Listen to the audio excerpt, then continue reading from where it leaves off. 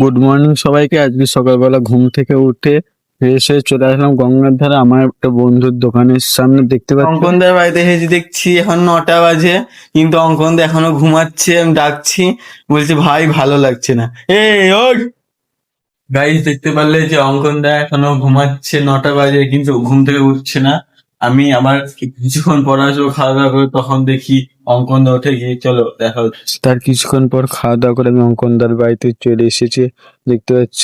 তারপরে দেখলাম অঙ্কনদা খাওয়া দাওয়া করে আজকে বসে আছে।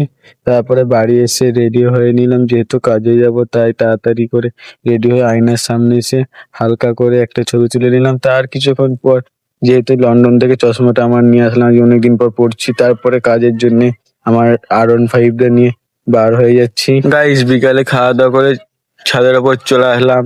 আর চুলটা যেহেতু ভিজে ছিল তাই শুকাতে শুরু করে দিলাম। তার কিছুক্ষণ পর দুটো কলা নিয়ে খেতে খেতে আজকে মিনি ব্লগটা এখানেই শেষ করলাম।